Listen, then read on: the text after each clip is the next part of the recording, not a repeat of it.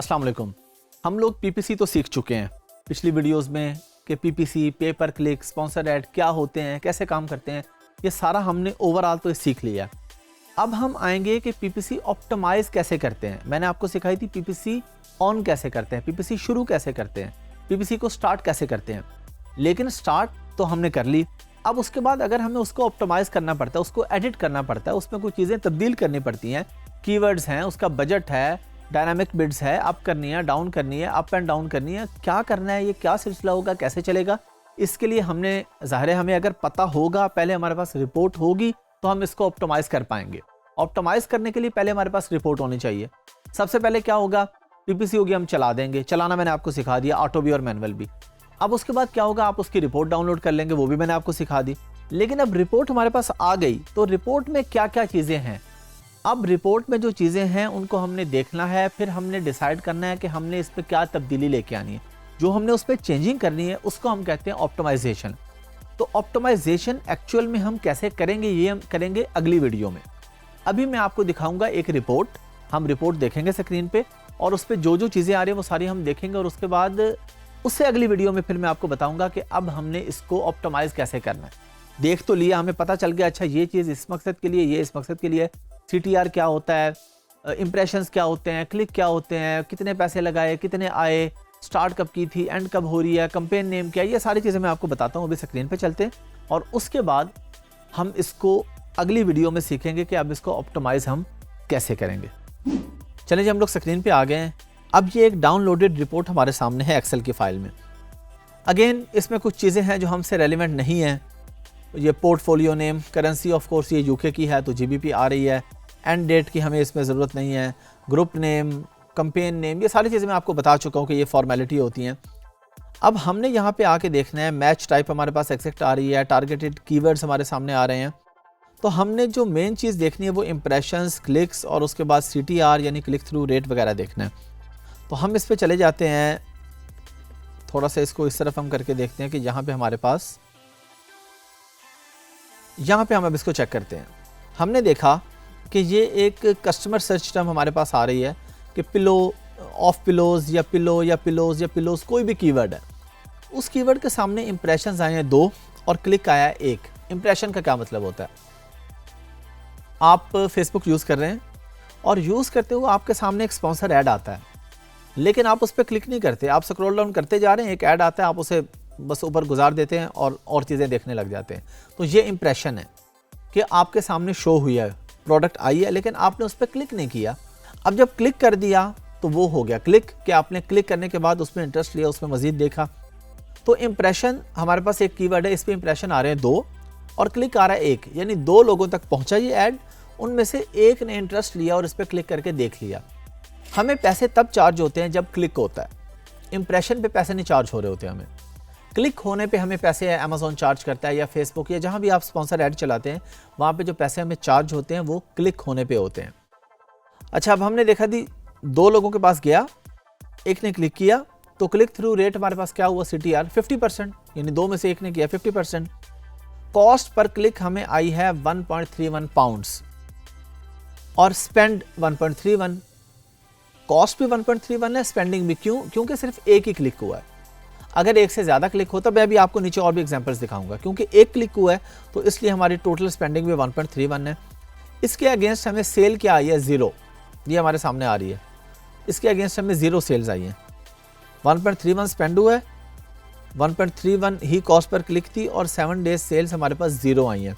तो advertising cost जिसे हम अकॉज कहते हैं, अकॉज हमारे पास इसका आया ही नहीं है क्योंकि सेल ही नहीं आई ना। नीचे आपके पास जो नज़र आ रहा है, अभी मैं आपको वहाँ पे लेके चलता हूँ, वो एग्जांपल लेते हैं कि वहाँ पे अकॉज जो आ रहा है तो ये इसका क्या मतलब होता है। अब हम आ जाते हैं एक और कीवर्ड पे। इस कीवर्ड पे हम आए हैं पिलो पे और 9829 इसके इंप्रेशन से और 42 क्लिक्स हुए हैं सिर्फ इस पे।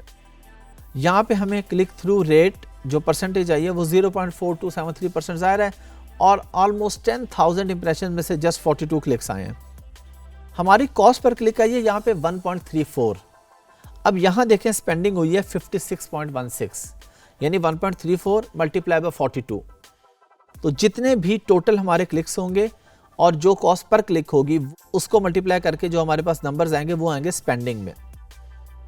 अच्छा, हमने 56 पाउंड्स लगाए और इसके अगेंस्ट हमें सेल कितनी आई, 113 पाउंड्स की, 113 पाउंड्स की सेल आई है, जो कि बैड है, बुरी चीज़ है, कोई अच्छी चीज़ नहीं है।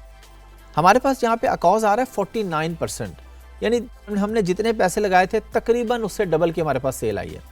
हमें 5 गुना सेल्स आनी चाहिए। आइडियली जो अकॉज है हमारा वो लेस देन 20% होना चाहिए, यानी अगर मैंने 50 पाउंड लगाए हैं तो मुझे 250 पाउंड्स की सेल आनी चाहिए। इससे ऊपर जितनी है वो बहुत अच्छी है। अगर मैं 50 लगा के 500 की सेल्स ला रहा हूँ, 10% अकॉज है तो बहुत ही ज़बरदस्त है। अगर 400 है तो फिर भी ठीक है, लेकिन 50 लगा के 250 से कम की सेल्स हमें नहीं आनी चाहिए। हमने इसी को तो ऑप्टिमाइज़ करना है। यही तो चीज़ें हमने देखनी है, जो कि हम अगली वीडियो में देखेंगे, करेंगे कि हमने अब यहाँ से कौन से कीवर्ड्स उठाने हैं जिनको हमने ऑप्टिमाइज़ करना है। तो अब हम एक और पे आ जाते हैं जिसका हम देख लेते हैं कि थोड़ा अकॉस हमारे पास बेहतर आ रहा है। तो हमारे पास ये एक में अकॉस बेहतर आ रहा है, 15% आ रहा है, ये आ गया जी। इम्प्रेशंस यहाँ पे आ जी 19 और क्लिक हुए हैं सिर्फ 2। अच्छा, यहाँ पे हमारी जो स्पेंडिंग हुई है वो हुई है 2.44। हमारे तकरीबन 3 पाउंड लगे हैं, लेकिन उसके अगेंस्ट हमें सेल्स आई हैं 16 पाउंड्स की, तो 15% है, जो कि बेहतर है। इस तरह मैंने कहा कि जितने लगाएं उससे 5 गुना तो आने चाहिए ना। तो अगर 50 लगाए हैं तो 250, अगर हमने यहाँ पे 3 लगाए तो 15 की सेल्स, तो बिल्कुल ठीक है। हमने 2.44 लगाए और 15.99 की हमारे पास सेल्स आई हैं। अच्छा, अब अगर हम कोई ऐसा देखते हैं कि जिसमें हमारी स्पेंडिंग भी ज़्यादा हो और ऑर्डर्स भी ज़्यादा आए हों हमारे पास, तो वो हमारे पास ये ऊपर एक आ रहा है, ये हमारे पास एक कीवर्ड आ गया, पिलोस 2 पैक। इसके इंप्रेशंस भी बहुत ज़्यादा, 52,000 लोगों तक पहुंची, 169 ने क्लिक किया, 0 पॉइंट समथिंग ज़ाहिर है इसका CTR है, क्योंकि 52,000 में से जस्ट 169 लोगों ने क्लिक किया। लेकिन ये मैटर नहीं कर रहा, हमें पैसे पड़ रहे हैं क्लिक के ऊपर। तो हमारे लिए जो चीज़ मैटर कर रही है वो कर रही है कि कॉस्ट पर क्लिक क्या आ रही है और स्पेंडिंग कितनी हो रही है और उसके अगेंस्ट सेल्स कितनी आ रही है। मैं आपको एग्जांपल देता हूँ।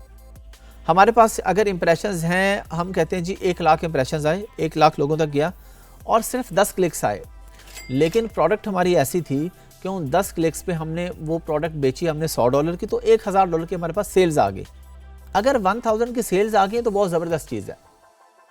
अगर हमारे पास 2 पाउंड भी हमने कह दीजिए हमने 1 पे लगाए तो 10 क्लिक के हमारे जस्ट 20 पाउंड लगे। तो डिपेंड कर रहा होता है, हम जो चीज़ मेन फोकस कर रहे होते हैं वो होती है हमारा कितने स्पेंड की और उसके अगेंस्ट सेल्स हमारे पास क्या आई है। तो यहाँ पे हमारे पास आ गया 127 कॉस्ट पर क्लिक आई है, 214 हमने टोटल स्पेंड की है, यानी 1.27 मल्टीप्लाई बाय 169। टोटल कॉस्ट हमारी लगी इसके अंदर 214 और टोटल सेल्स हमारे पास आई हैं 774। तो ये कदरे बेहतर है, अच्छा नहीं है। 27% कॉज है, फिर भी तो कदरे बेहतर है, बहुत अच्छा नहीं है। बस हम कह सकते हैं कि ठीक है, गुजारा है। लेकिन हमारा टारगेट क्या होगा, लेस देन 20, और आइडियल क्या होगा, लेस देन 10। लेस देन 10 हो तो ये बेस्ट कॉज होता है। और हमारे पास यहाँ पे क्या आ रहा है, हमारे पास जो टैब्स आ रहे हैं जो हमसे रेलिवेंट हैं, ये total return on advertising spend आ रहा है कि आपने कितने लगाए और उसके अगेंस्ट आपके पास रिटर्न क्या आया है। 7 डेज़ की हमारे पास टोटल ऑर्डर्स आ रहे हैं कि 46 ऑर्डर आए हैं, 48 ऑर्डर आए हैं। यूनिट कितने आए हैं, ऑर्डर कितने आए हैं। अच्छा, यूनिट और ऑर्डर्स में क्या फ़र्क है, ये कह रहे हैं जी आपके पास ऑर्डर्स तो 46 आए हैं लेकिन यूनिट 48 आए हैं। इसका मतलब ये है कि 46 लोगों ने ऑर्डर प्लेस किया था, लेकिन उनमें से 2 लोग ऐसे थे जिन्होंने 2-2 यूनिट प्लेस किए थे, तो टोटल यूनिट 48 हो गए।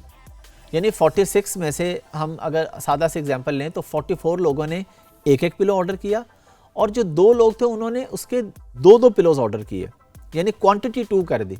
तो ये हमारे पास क्वांटिटी जो होती है उसको हम यूनिट कहते हैं, टोटल ऑर्डर 46 कहते हैं। फॉर एग्जांपल यहाँ पे आ रहा होता टोटल ऑर्डर्स 1 और यूनिट 48, तो इसका मतलब था कि एक ही बंदे ने 48 यूनिट ऑर्डर कर लिए हैं।